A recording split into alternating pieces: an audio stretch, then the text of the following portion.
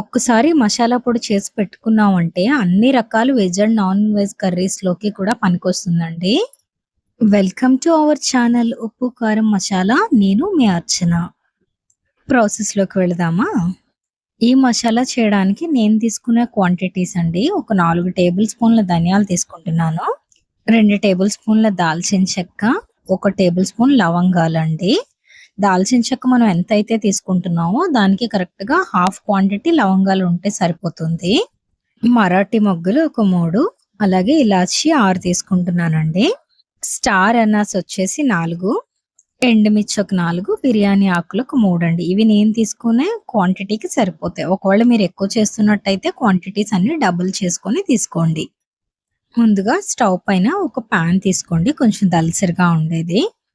Pan కొంచెం వేడెక్కగానే ఇందులో నేను ధనియాలు తీసుకుంటున్నానండి. నేను తీసుకున్న 4 టేబుల్ స్పూన్ల ధనియాలకి 2 టేబుల్ స్పూన్ల జీలకర్ర, మంచి ఫ్లేవర్ కోసం 1 టేబుల్ స్పూన్ సోంపు తీసుకుంటున్నాను. మరీ ఎక్కువ వేయించకూడదండి. జస్ట్ వేడి చేస్తే సరిపోతుందన్నమాట. అది కూడా స్టవ్‌ని లో ఫ్లేమ్‌లో ఉంచుకొని చేసుకోవాలి. చూడండి, ఇవి 2 నిమిషాలకి బాగా వేడెక్కిపోయాయి. ఇప్పుడు వీటిని పక్కకు తీసుకుందాం. ఇదే పాన్‌లో మిగతా మసాలాలన్నిటిని కూడా వేసుకోవాలండి. వీటిని కూడా లో ఫ్లేమ్‌లో ఉంచుకొని జస్ట్ వేడి చేసుకుంటే సరిపోతుంది. బిర్యానీ ఆకుని చిన్న చిన్న ముక్కలుగా తుంచుకొని వేసుకోవాలండి. ఇలా ముక్కలుగా చేయడం వల్ల పౌడర్ చేసేటప్పుడు ఇది కూడా బాగా నలుగుతుందండి దానికోసం. వీటన్నిటిని 2 నిమిషాలు వేడి చేశాక స్టవ్ ఆఫ్ చేసుకున్నానండి. ఈ స్టేజ్‌లోనే 2 టేబుల్ స్పూన్స్ గసగసాలు వేసుకుంటున్నాను. ముందుగా వేసుకుంటే ఏమవుతుందంటే మాడిపోతాయి. ఈ వేడికి వేడైపోతాయండి. అందుకే స్టవ్ ఆఫ్ చేశాక వేసుకుంటున్నాను. ఇప్పుడు ఈ దినుసులన్నీ పూర్తిగా చల్లారాక మిక్సీ జార్‌లో వేసుకోవాలండి. వీలైనంత మెత్తగా మిక్సీ జార్‌లో పొడిలా చేసుకోవాలండి దీన్ని.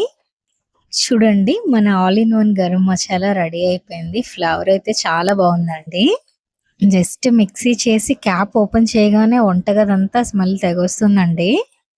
ఈ పొడి అన్ని రకాల వెజ్ అండ్ నాన్ వెజ్‌లకే కాదండి, బిర్యానీలో కూడా వేసుకోవచ్చు. ఇది ఒక 2 స్పూన్లు వేసుకుంటే చాలు. ఎలాంటి స్పైసెస్ యూజ్ చేయకుండా మనం బిర్యానీ చేసుకోవచ్చు.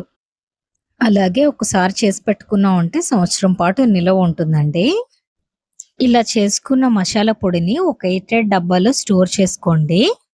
ఒకవేళ మీరు ఎక్కువ పొడిని చేసుకున్నట్టయితే యూజ్ చేసుకోవడానికి రెగ్యులర్‌గా కొంచెం కొంచెం తీసి యూజ్ చేసుకోండి. తడి తగలకుండా ఉంటే ఎన్ని రోజులైనా పాడవకుండా ఉంటుందండి.